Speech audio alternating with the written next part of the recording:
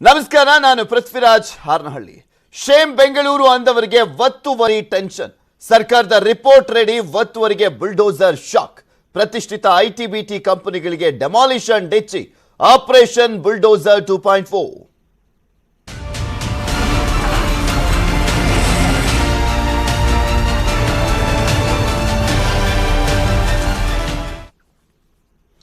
ಸಣ್ಣ ಮಳೆಯಾದರೂ ಕೂಡ ಬೆಂಗಳೂರಿನಲ್ಲಿ ಪ್ರವಾಹ ಯಾಕೆ ಆಗ್ತಾ ಇದೆ ಅನ್ನುವಂಥ ಪ್ರಶ್ನೆ ಎಲ್ಲರಲ್ಲೂ ಕೂಡ ಕಾಡ್ತಾ ಇತ್ತು. ಅದಕ್ಕೆ ಎಲ್ರಿಗೂ ಗೊತ್ತಿದ್ದಂಥ ವಿಚಾರ ಅಂದ್ರೆ ಸಾಕಷ್ಟು ಕಡೆ ರಾಜಕಾಲುವೆಯನ್ನ ಒತ್ತುವರಿ ಮಾಡಿಕೊಳ್ಳಲಾಗಿತ್ತು. ಸೊ ಹೀಗಾಗಿ ನೀರು ಹೋಗ್ಬೇಕಾಗಿದ್ದಂಥ ದಾರಿ ಅಂದ್ರೆ ರಾಜಕಾಲುವೆ ಮುಚ್ಚೋಗಿದ್ದಂಥ ಹಿನ್ನೆಲೆಯಲ್ಲಿ ಎಲ್ಲ ಕಡೆ ಜಲ ದಿಗ್ಬಂಧನ ಹಾಕಿದ ರೀತಿಯಲ್ಲಿ ಇರ್ತಾ ಇತ್ತು.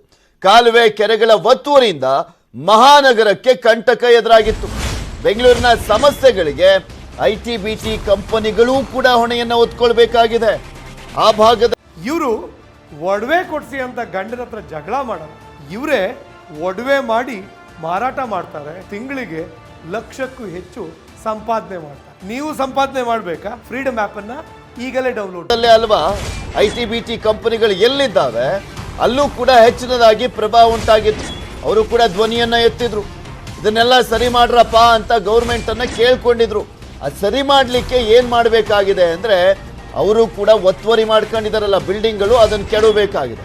ರೂಲ್ಸ್ ಬ್ರೇಕ್ ಮಾಡಿ ಕಟ್ಟಡ ನಿರ್ಮಿಸಿರುವಂಥ ಕಂಪನಿಗಳು. ಕಳೆದ ತಿಂಗಳೇ BBMPಯಿಂದ ಐಟಿ-ಬಿಟಿ ಕಂಪನಿಗಳ ಪಟ್ಟಿಯನ್ನ ರೆಡಿ ಮಾಡಲಾಗಿತ್ತು. ಮಹದೇವಪುರ ವಲಯದಲ್ಲೇ 16 ಕಂಪನಿಗಳಿಂದ ರೂಲ್ಸ್ ಬ್ರೇಕ್ ಮಾಡಲಾಗಿತ್ತು.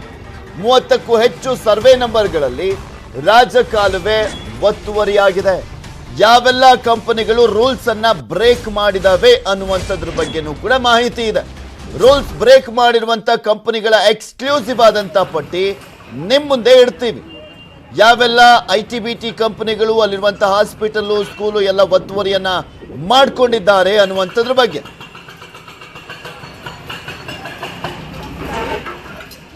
ಈಗ ಆಲ್ರೆಡಿ ಗೊತ್ತಿದೆ, ನಿನ್ನೆಯಿಂದ ಆಪರೇಷನ್ ಬುಲ್ಡೋಸರ್ ಶುರುವಾಗಿರುವಂಥದ್ದು. ರಾಜಕಾಲುವೆ ಮೇಲೆ ಕಟ್ಟಿರುವಂಥ ಬಿಲ್ಡಿಂಗ್ಗಳನ್ನ ಡೆಮಾಲಿಷನ್ ಮಾಡುವಂಥ ಪ್ರಕ್ರಿಯೆ ವೇಗವಾಗಿ ಸಾಗ್ತಾ ಇದೆ. ಈ ಸಂದರ್ಭದಲ್ಲಿ ಐಟಿ-ಬಿಟಿ ಕಂಪನಿಗಳು ಕೂಡ ಒತ್ತುವರಿ ಮಾಡಿಕೊಂಡಿರುವಂಥದ್ರ ಬಗ್ಗೆ ಮಾಹಿತಿ ಇದೆ. ಅವರು ಕೂಡ ಈಗ ಆಲ್ರೆಡಿ ಸರ್ಕಾರಕ್ಕೆ ಮನವಿ ಮಾಡಿಕೊಂಡಿದ್ರು ಈ ಸಮಸ್ಯೆಗಳನ್ನು ಬಗೆಹರಿಸಿ ಅಂತ. ಸೊ ಈಗ ಗೊತ್ತಾಗ್ತಾ ಇದೆ, ಇಲ್ಲಿ ಮೇಯ್ನ್ ಆಗಿ ಈ ಪ್ರವಾಹ ಅಂದರೆ ಚಿಕ್ಕ ಮಳೆ ಬಂದಂಥ ಸಂದರ್ಭದಲ್ಲೂ ಬೆಂಗಳೂರಿನಲ್ಲಿ ಪ್ರವಾಹದ ಪರಿಸ್ಥಿತಿ ನಿರ್ಮಾಣ ಆಗುತ್ತಲ್ಲ, ಅದಕ್ಕೆ ಐಟಿ-ಬಿಟಿ ಕಂಪನಿಯವರು ಕೂಡ ಹೊಣೆ ಆಗ್ತಿದ್ದಾರೆ.